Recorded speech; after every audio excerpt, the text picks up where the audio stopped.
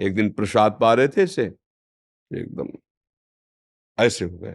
रुक्मिणी जी मन की बात, तो उनका प्रभु ऐसी स्थिति आपकी तभी होती जब कोई आपका भक्त भूखा होता है।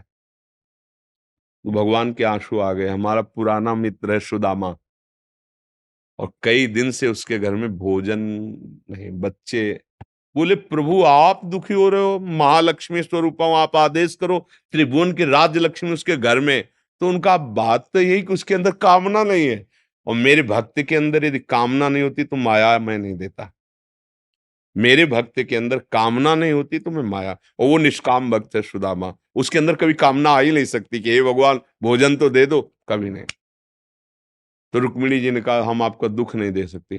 फिर हम कुछ रचती है, तो उन्होंने कहा नहीं, पहले हमें कामना पैदा करना पड़ेगा। भगवान सोच रहे हैं, पहले हमें भक्त के हृदय में कामना पैदा करना पड़ेगा। गए एक भिक्षुक के रूप में, जब सुदामा जी भिक्षा को गए थे, भिक्षाम दे, अतिथि धर्म गृहस्थ में बहुत बड़ा धर्म होता है, दरवाजे आए हुए का आदर करना चाहिए। तो कुछ ना हो तो वचन से है, निकली भिक्षाम दे, तो उनका भगवान हम भिक्षा देने लायक नहीं है। क्यों? उनका एक पुत्र हुआ है, इसलिए सूदक है।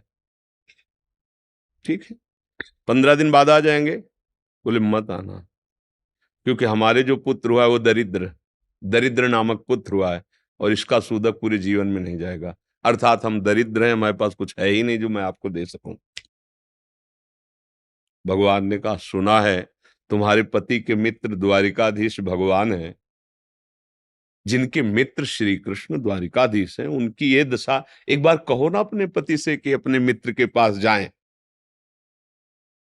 भगवान चले, पत्नी आए, जब आए सुदामा जी तो पत्नी ने कहा कि हाँ हमें तो स्मरण नहीं था, आपके मित्र द्वारिकाधीश है ना, आप उनके पास जाओगे तो मैं कभी इस बात के लिए नहीं जाऊंगा कि श्री कृष्ण मुझे सांसारिक वस्तु दे, नहीं नहीं। बोले आप कब कह रही मांगना, आप केवल जाओगे तो आपकी दशा देख करके वो आपको दे देंगे।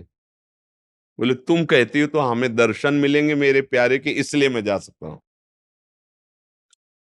अब मित्र के पास, गुरु के पास जाए तो कुछ ऐसा शास्त्रीय सिद्धांत है, कुछ भेंट ले जाए, बेटी के यहाँ जाए, गुरुदेव के यहाँ जाए, आराध्य देव के यहाँ जाए, ऐसा और मित्र के यहाँ जाए तो उनका भेंट के लिए, अब वो खुद खाने के लिए भेंट क्या।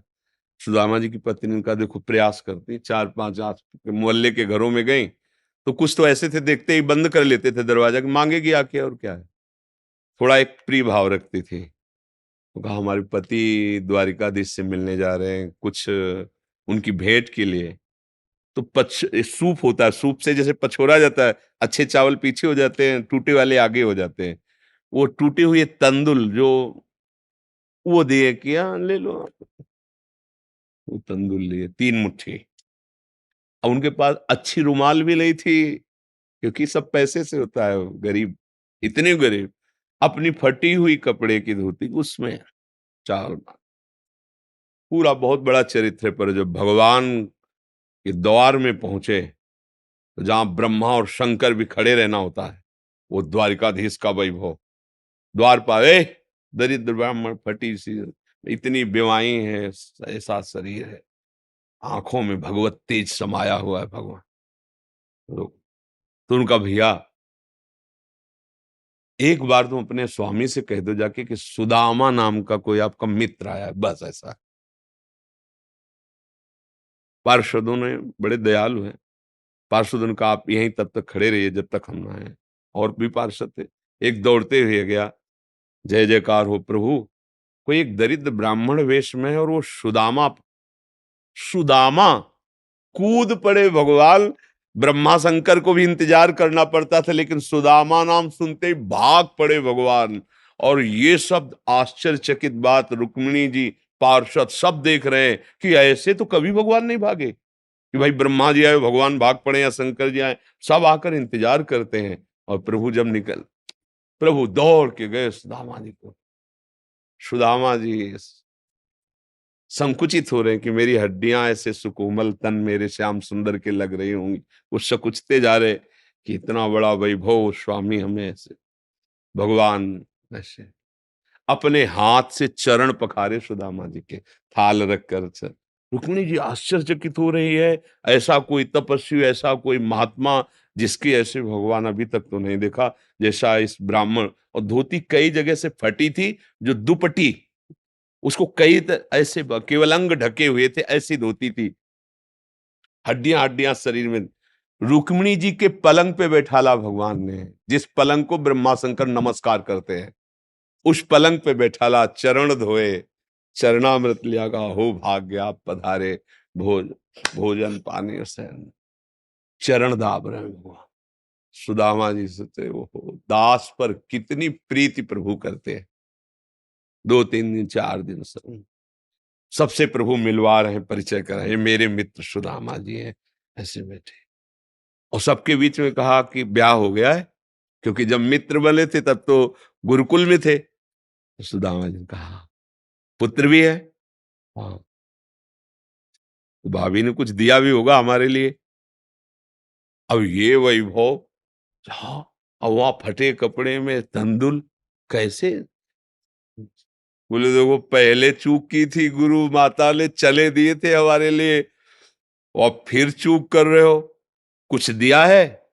अब भगवान ने ऐसे हाथ पकड़ा, उनका उठाया, कहा इतने स्वादिष्ट कीमती वस्तु तुम छुपाए रखे हो।